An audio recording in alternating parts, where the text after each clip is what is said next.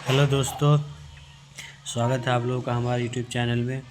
जैसा कि आप लोगों के सामने में एक प्रश्न है जो कि बहुत ही इम्पोर्टेंट है और ये क्लास 10 के छात्रों के लिए बहुत ही इम्पोर्टेंट क्वेश्चन है। प्रश्न है, यदि दो लगातार प्राकृत संख्याओं का गुणनफल 20 है तो उन संख्याओं को ज्ञात करें। तो सबसे पहले आपको तो ये समझना पड़ेगा ये प्राकृत संख्या कहते किसे हैं, और वो भी लगातार प्राकृत संख्या। तो हमें आप लोगों को पहले से पता होगा कि गिनती की संख्याओं को प्राकृत संख्या कहते हैं। तो गिनती की संख्या होती क्या है, तो आपको पता होगा 1 2 3 4 5 इस तरह से वो बढ़ती जाती है। इसी को हम क्या बोलते हैं, प्राकृत संख्या कहते हैं।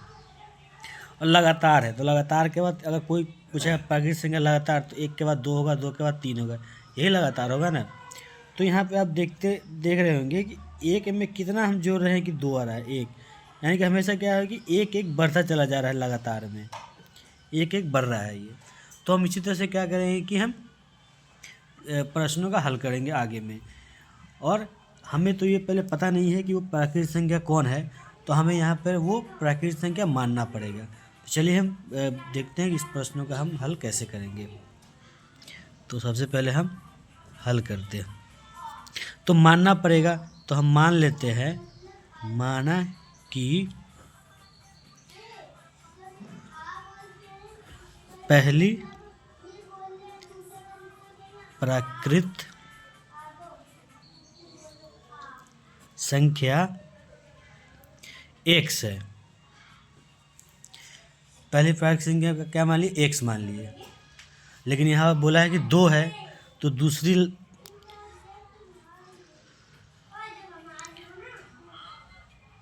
तथा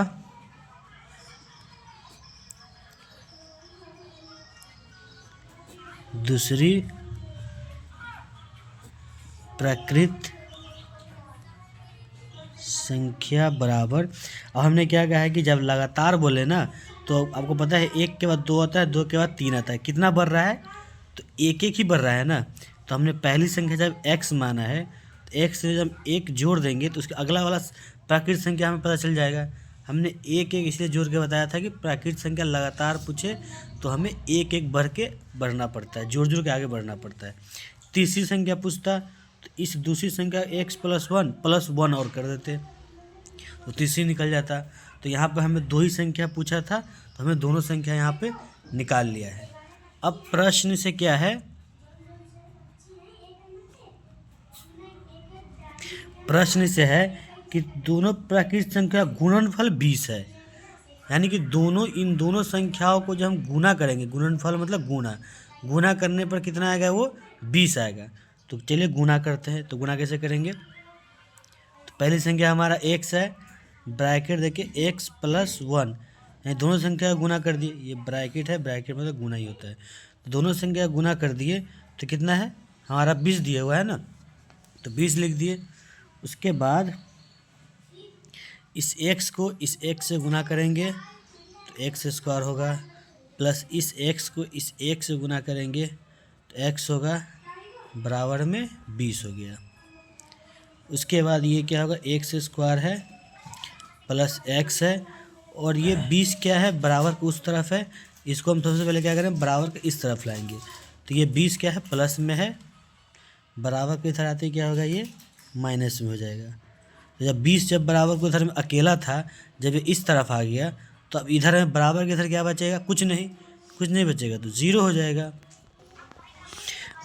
उसके बाद ये देखना आप कि ये गुणनखंड में आ गया पूरा, ये यानी कि फर्स्ट टू लास्ट के फॉर्म में ये आ गया।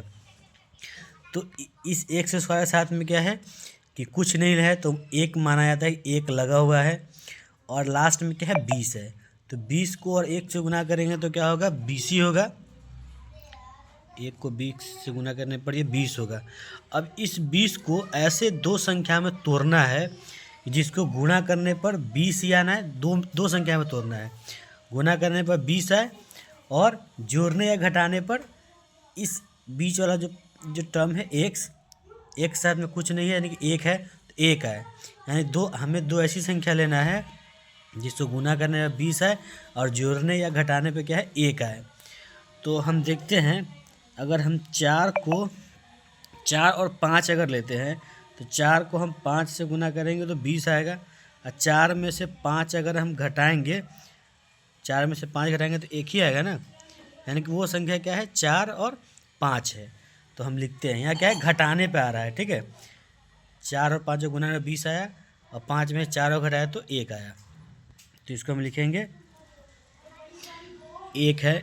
एक ज़्यादातर हमेशा क्या एक साथ में नहीं लिखा जाता कि एक्स माना जाता है। एक्स स्क्वायर लिख दिए, प्लस हमने क्या संख्या लिया है, 5 और 4 लिया है तो 5 लिख दिए, एक्स है तो एक्स साथ में लगा दिए, माइनस घटाना है कितना, 4x माइनस ये 20 है तो 20 को लिख दिए। यहाँ देखिएगा 5 में से 4 घटा तो 1 आ गया ना x, और 5 का 20 भी आ जा रहा है, बराबर 0। अब इसको हम एक और आसान करने के लिए इसको हम तोड़ देते हैं। इस एक्स स्क्वायर को हम कैसे लिख सकते हैं, एक्स गुने एक्स लिख सकते हैं कि एक्स से गुना पर एक्स स्क्वायर ही होता है, प्लस इस 5 को हम 5 गुने एक्स में भी तोड़ सकते हैं। उसके बाद इस 4 को हम 2 गुने 2 गुने एक्स में तोड़ सकते हैं, 2 दूना 4 और एक्स है तो 4x हो जाएगा, माइनस इस 20 को हम 2 गुने 2 गुने 5 में तोड़ सकते हैं, 2 दूना 4, 4 5 20 के बराबर हो गया। इसके साथ में एक कुछ भी नहीं लगा हुआ तो हम भी नहीं लगाएंगे, बराबर के साथ 0 है तो 0 दे दिए। अब हम देखते हैं दो पद को एक साथ मतलब क्या करते हैं कि जोड़ा बनाते हैं। इन दोनों को जोड़ा बनाएंगे और इन दोनों को जोड़ा बनाएंगे, एक ये और ये किए। इन दोनों में देखेंगे क्या क्या चीज़ दोनों में कॉमन है, यानी कि कौन सा चीज़ है जो दोनों में अवेलेबल है। तो हम देखेंगे ये x और ये वाला x दोनों में है, इसके अलावा कुछ भी इसमें कॉमन नहीं है। तो जो कॉमन है इसको हम बाहर निकालेंगे, x को बाहर निकालेंगे। इसमें इन दोनों में से हम x ले लिए तो बचा क्या, यहाँ हमारा x बच गया, प्लस है साइन बीच में प्लस दे दिए। इसमें से ही हम x निकाल चुके हैं, यानी तो बचा क्या, 5 है तो हम 5 लिख दिए। अब हम देखेंगे इन दोनों में, यहाँ भी माइनस है यहाँ भी माइनस है तो हम माइनस कॉमन ले लेते हैं। उसके बाद इसमें भी 2 है, इसमें भी 2 है, इसमें भी 2 है, इसमें भी 2 है। उसके अलावा कोई चीज़ कॉमन नहीं है, यानी कि ये दोनों 2 है, इन दोनों में कॉमन है। तो 2 दूना क्या होता है, 4 होता है। तो हम या फिर 2 गुने 2 भी लिख सकते हैं, कॉमन ले लिए। तो यहाँ से क्या बच गया है, ये माइनस हमने ले लिया, ये 2 भी हमने कॉमन ले लिया, ये 2 भी हमने कॉमन ले लिया, तो बचा क्या, x बचा, तो इस x को लिख दिए। अब देखेंगे यहाँ इस माइनस को तो हमने कॉमन ऑलरेडी पहले ले लिया है, जब माइनस को हमने कॉमन ले लिया है तो बच क्या जाएगा यहाँ पे, प्लस, ठीक है। ये दो हमने कॉमन ले लिया है तो बचेगा क्या, 5 बराबर 0। हमेशा इसमें ध्यान रखिएगा कि ये दोनों हमेशा जो अंदर वाला जो टर्म है x + 5 ये दोनों हमेशा बराबर होना चाहिए। अगर ज़रा सा ही माइनस प्लस का भी अगर इधर उधर हुआ तो ये मतलब कि आपका ये गुणनखंड सही नहीं हो रहा है, गलत हो रहा है। तो इसको भी ध्यान से रखिएगा, x + 5 दोनों बराबर है, माइनस प्लस का भी अंतर नहीं होना चाहिए। उसके अलावा क्या है, अब देखेंगे अब इसको पहले को ऐसे लिख देते हैं, x × x + 5 माइनस 2 दूना हो गया हमारा 4 × x + 5 बराबर 0। अब हम देखेंगे, अब यहाँ पर हमारा क्या आ गया, एक पद ये पूरा ले लेंगे और एक पद ये पूरा ले लेंगे। दोनों में देखिए कॉमन क्या है, तो x + 5 इसमें भी है, x + 5 इसमें भी है, तो जो दोनों में उसको हम फिर से कॉमन ले लेंगे, x + 5। तो x + 5 हमने निकाल लिया तो बचा क्या, x लिख देंगे, यहाँ माइनस है तो यहाँ माइनस लिख देंगे, x + 5 तो हमने ले ही लिया है, सॉरी ये माइनस ले लिए, इन दोनों में x + 5 ने कॉमन ले लिया है तो बचेगा क्या, 4 को लिख दिए बराबर 0। अब इस तरह से क्या करना है, इस तरह से करेंगे, x + 5 है, इसको 2 पार्ट तो x + 5 x - 4 को, x + 5 यहाँ पर लिख दिए, बराबर है क्या करेंगे हम इस 0 को लिख देंगे और ये जो x-4 है बराबर हम 0 कर देंगे।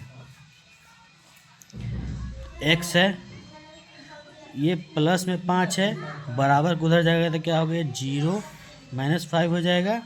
और ये क्या है x है, -4 है, बराबर को उधर आएगा तो 0, तो ऑलरेडी पहले से है, माइनस बराबर के इधर आएगा तो +4 हो जाएगा। x बराबर 0 में से 5 जाएगा तो -5 ही रहेगा। और यहाँ x बराबर है 0 में 4 जोड़ेंगे तो 4 ही होगा। देखिए x का वैल्यू यहाँ पर आया है क्या -5, जो कि क्या है असंभव है। कभी भी प्राकृतिक संख्या का माइनस में नहीं होता है, क्योंकि प्राकृतिक संख्या तो 1 से शुरू होता है ना। तो यहाँ पे हमारा x का वैल्यू -5 आया है, तो ये क्या असंभव है, ये पॉसिबल नहीं है। तो यहाँ पर दूसरा मान क्या x की वैल्यू क्या है 4 आया है, तो ये पॉसिबल है। तो हम यही तो ये हमने यहाँ पर क्या माना है, पहली प्राकृतिक संख्या हमने क्या मान रखा है, पहली प्राकृत संख्या वाला हमने x मान रखा है ना। यहाँ पे देखिए पहली प्राकृतिक संख्या x मान रखा है, तो हमने यहाँ पर x लिखा है। x का वैल्यू हमारा यहाँ पे कितना आया है 4 आया है, तो इस 4 को हमने यहाँ पे लिख दिया। दूसरी प्राकृतिक संख्या क्या है,